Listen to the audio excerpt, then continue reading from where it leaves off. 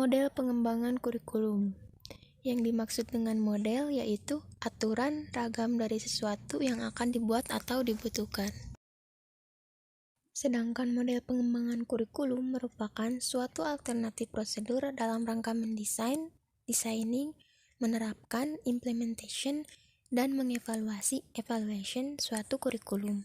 Dengan demikian, dapat dipahami model pengembangan kurikulum yaitu gambaran sistematis mengenai prosedur yang ditempuh dalam melakukan aktivitas pengembangan kurikulum, yaitu proses perencanaan, pelaksanaan, uji coba, dan penilaian kurikulum.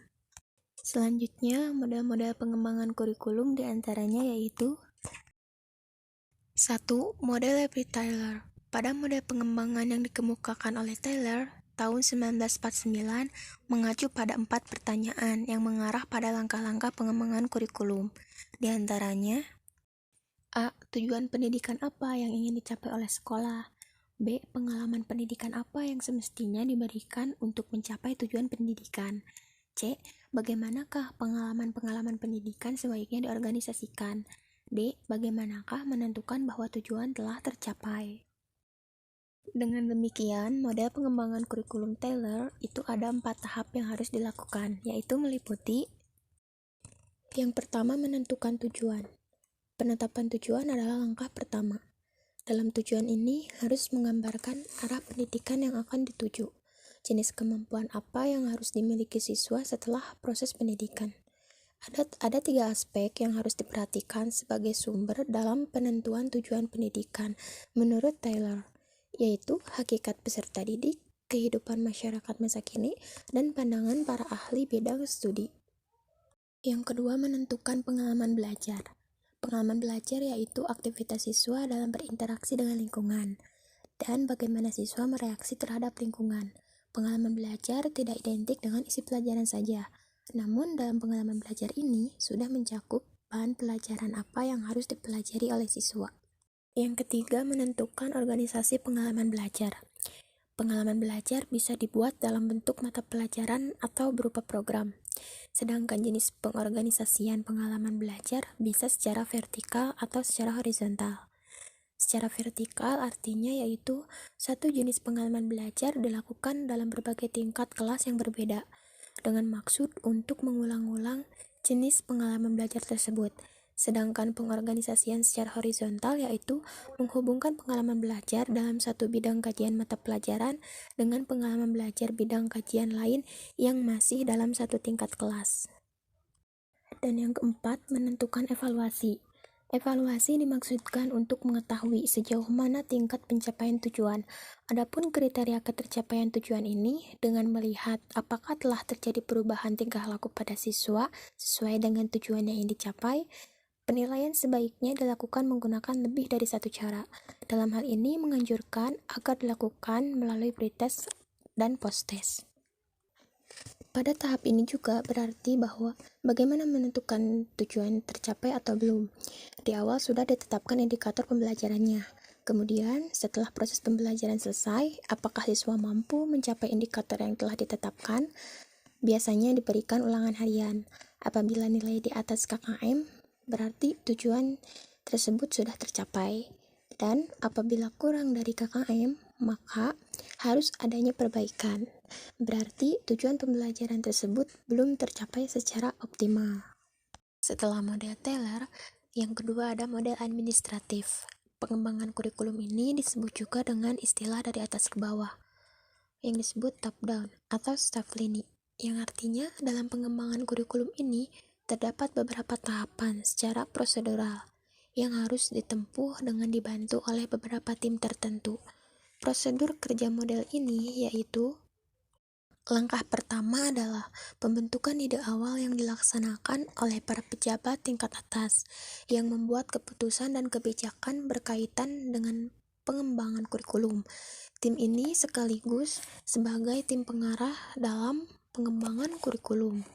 Langkah yang kedua adalah membentuk suatu tim panitia pelaksana atau komisi untuk mengembangkan kurikulum yang terdiri dari anggota panitia kerja, yaitu para ahli kurikulum, ahli disiplin ilmu dari perguruan tinggi, ditambah guru-guru yang pengalaman dan memiliki reputasi dan prestasi baik, untuk merumuskan tujuan pendidikan menjadi tujuan yang lebih operasional, memilih dan menyusun urutan bahan pelajaran, memilih strategi pembelajaran beserta alat evaluasi yang harus digunakan, serta menyusun pedoman pelaksanaan kurikulum bagi guru.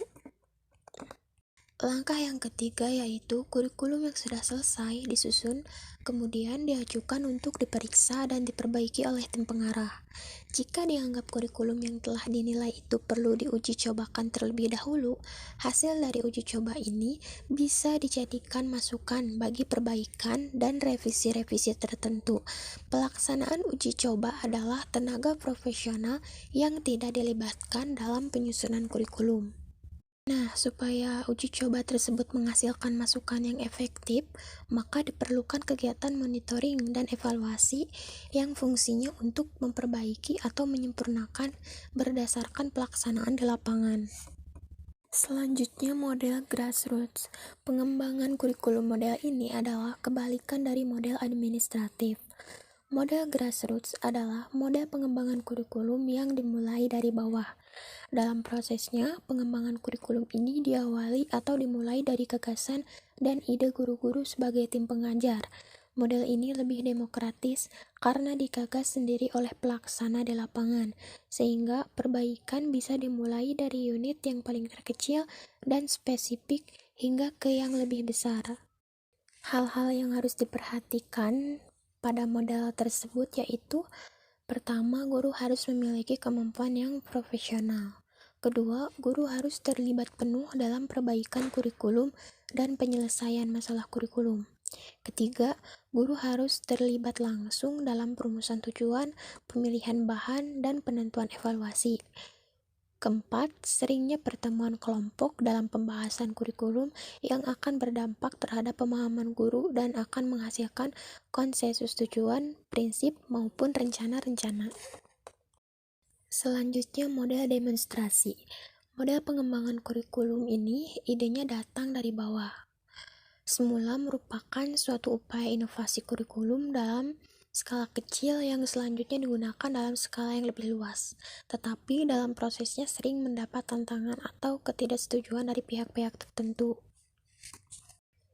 Menurut Smith, Shanley, dan Shores, ada dua bentuk model pengembangan ini. Pertama, sekelompok guru dari satu sekolah atau beberapa sekolah yang diorganisasi dan ditunjuk untuk melaksanakan suatu uji coba atau eksperimen suatu kurikulum.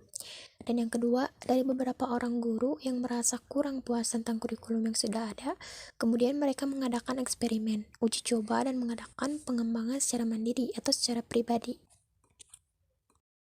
Nah, selanjutnya ada model Miller-Zeller. Pengembangan kurikulum ini ada perbedaan dengan model-model sebelumnya. Model pengembangan kurikulum ini merupakan pengembangan kurikulum kombinasi dari model transmisi dan model transaksi dengan tahapan pengembangan sebagai berikut. Yang pertama, ada klarifikasi orientasi kurikulum. Langkah pertama yang ditempuh Miller-Zeller yang dianggap penting adalah menguji dan mengklarifikasi orientasi pandangan filosofi dan sosialnya. Orientasi ini merefleksikan pandangan filosofis, psikologis, dan sosiologis terhadap kurikulum yang seharusnya dikembangkan. Klarifikasi orientasi kurikulum berdasarkan pada transmisi, transaksi, dan transformasi. Kedua, pengembangan tujuan. Setelah melakukan klarifikasi orientasi kurikulum, langkah berikutnya adalah mengembangkan tujuan-tujuan umum dan mengembangkan tujuan khusus berdasarkan orientasi kurikulum yang bersangkutan. Tujuan umum dalam konteks ini adalah merefleksikan pandangan orang dan pandangan kemasyarakatan. Tujuan pengembangan merupakan tujuan yang masih relatif umum. Oleh karena itu, perlu dikembangkan tujuan-tujuan yang lebih khusus hingga pada tujuan instruksional. Yang ketiga, identifikasi model mengajar. Identifikasi model mengajar atau strategi mengajar harus sesuai dengan tujuan dan orientasi kurikulum.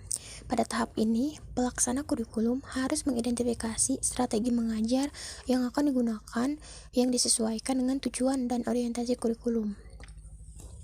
Dan yang terakhir ada implementasi. Langkah ini merupakan langkah penerapan kurikulum berdasarkan pada langkah-langkah sebelumnya.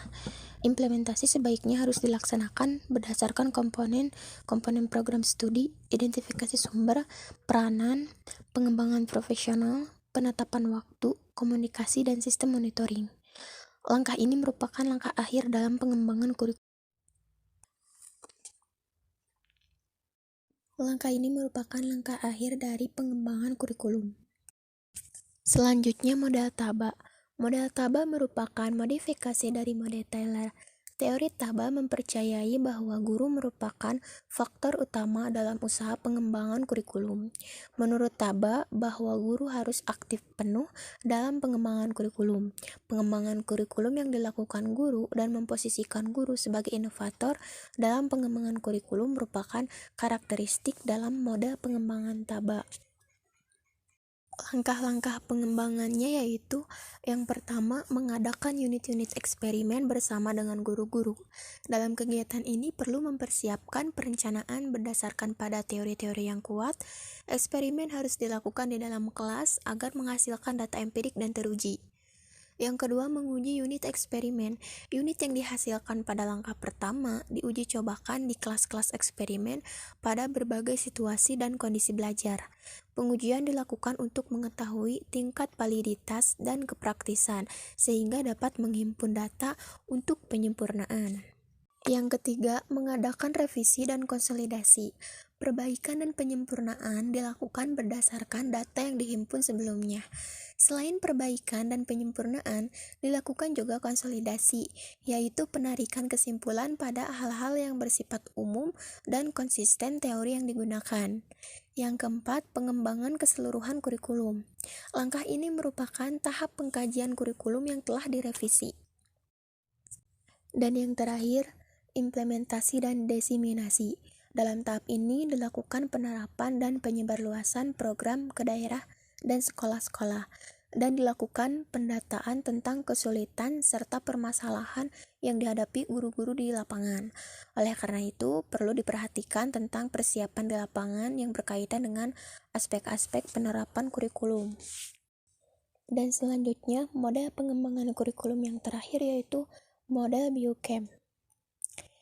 Menurut Biochem, proses pengembangan kurikulum meliputi 5 tahap, yaitu pertama, menetapkan arena atau wilayah di mana kurikulum itu diperuntukkan. Wilayah ini bisa mencakup satu sekolah, kecamatan, kabupaten, provinsi, atau negara. Yang kedua, menetapkan orang-orang yang akan terlibat dalam pengembangan kurikulum, serta tugas-tugas dan peran yang akan dilakukannya. Yang ketiga, organisasi dan prosedur pengembangan kurikulum. Langkah ini berkenaan dengan prosedur dalam merumuskan tujuan umum dan tujuan khusus, memilih isi dan pengalaman belajar, serta kegiatan evaluasi, juga dalam menentukan desain kurikulum secara keseluruhan. Yang keempat, implementasi kurikulum. Tahap ini yaitu pelaksanaan kurikulum yang telah dikembangkan oleh tim pengembang. Dalam pelaksanaan kurikulum dibutuhkan kesiapan guru, siswa, fasilitas, biaya, manajerial, dan kepemimpinan sekolah. Dan yang terakhir adalah evaluasi kurikulum. Hal-hal penting yang dievaluasi yaitu pelaksanaan kurikulum oleh guru-guru, desain kurikulumnya, hasil belajar siswa, dan keseluruhan dari sistem kurikulum. Materi selanjutnya yaitu organisasi kurikulum. Yang dimaksud dengan organisasi kurikulum merupakan pola atau desain bahan atau isi kurikulum yang tujuannya untuk mempermudah siswa dalam mempelajari bahan pelajaran serta mempermudah siswa dalam melakukan kegiatan belajar, sehingga tujuan pengembangan dapat dicapai secara efektif. Organisasi kurikulum terbagi menjadi 2 model. Yang pertama, organisasi kurikulum berdasarkan mata pelajaran atau subjek kurikulum. Yang diantaranya yaitu pertama, mata pelajaran terpisah atau disebut separated kurikulum. Bentuk kurikulum ini sudah lama digunakan dalam dunia pendidikan kita, karena bentuk kurikulum ini memiliki karakteristik yang sangat sederhana dan mudah dilaksanakan. Dalam proses pembelajarannya, bentuk kurikulum ini cenderung aktivitas siswa tidak diperhatikan, bahkan diabaikan, karena yang dianggap penting adalah supaya sejumlah informasi sebagai bahan pelajaran dapat diterima dan dihafal oleh siswa. Pada pola mata pelajaran yang terpisah ini, memiliki kelebihan dan kekurangan. Kelebihannya yaitu yang pertama, bahan pelajaran disusun secara sistematis, logis, sederhana, dan mudah dipelajari. Kedua, dapat dilaksanakan untuk mewariskan nilai-nilai dan budaya terdahulu. Tiga, kurikulum ini mudah diubah dan dikembangkan.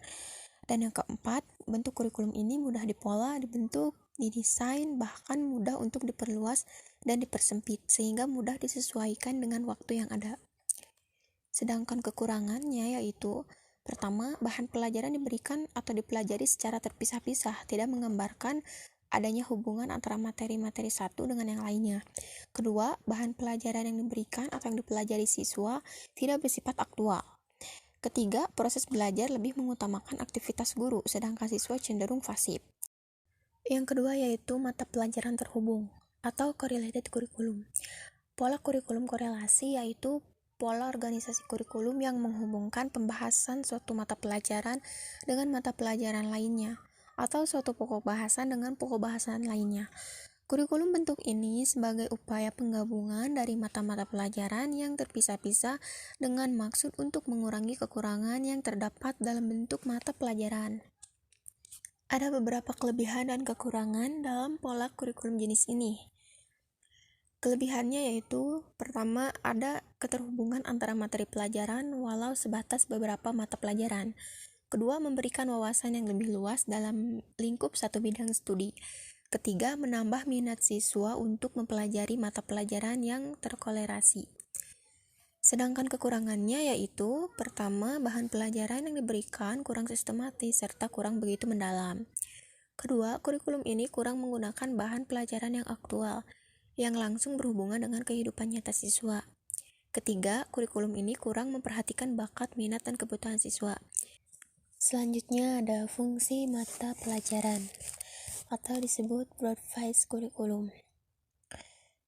Menurut IDI tahun 1969 nomor 29 dalam Ruhemat T dan kawan-kawan tahun 2009 halaman 87, fungsi mata pelajaran atau dikenal juga dengan istilah broad-based curriculum adalah jenis organisasi kurikulum yang menghapuskan batas-batas mata pelajaran dan menyatukan mata pelajaran yang memiliki hubungan erat dalam satu kesatuan.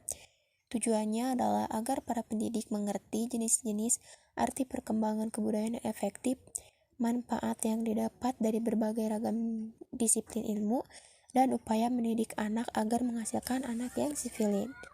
Model yang kedua dari organisasi kurikulum yaitu organisasi terpadu atau integrated curriculum. Kurikulum ini memandang bahwa dalam suatu pokok bahasan harus terpadu atau integrasi secara menyeluruh. Pembelajaran yang mungkin digunakan adalah pemecahan masalah, metode proyek, pengajaran unit, inquiry, discovery, dan pendekatan tematik yang dilakukan dalam pembelajaran kelompok maupun secara perorangan.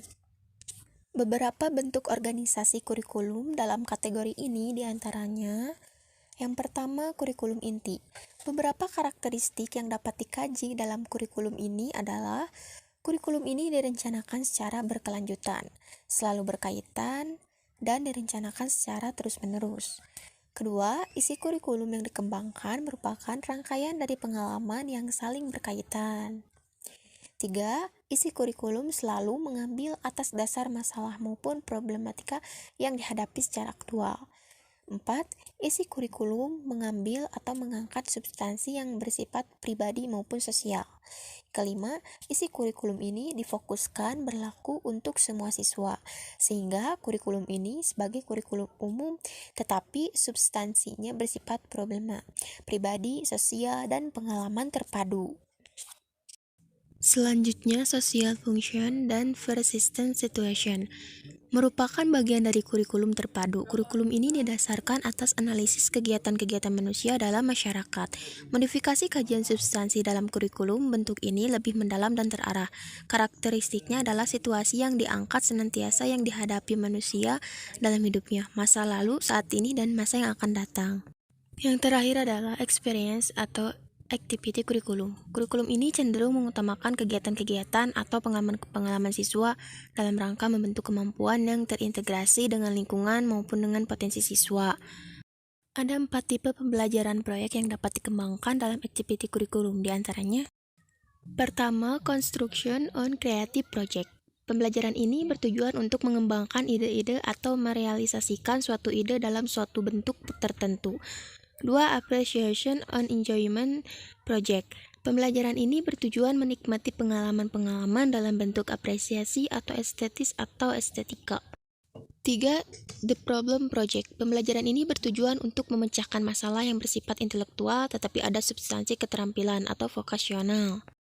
Dan yang terakhir yaitu the drill or specific project. Pembelajaran ini bertujuan untuk memperoleh beberapa item atau tingkat keterampilan. Demikian penyampaian materi, model-model pengembangan kurikulum dan organisasi kurikulum. Mohon maaf apabila ada kesalahan. Sekian dan terima kasih.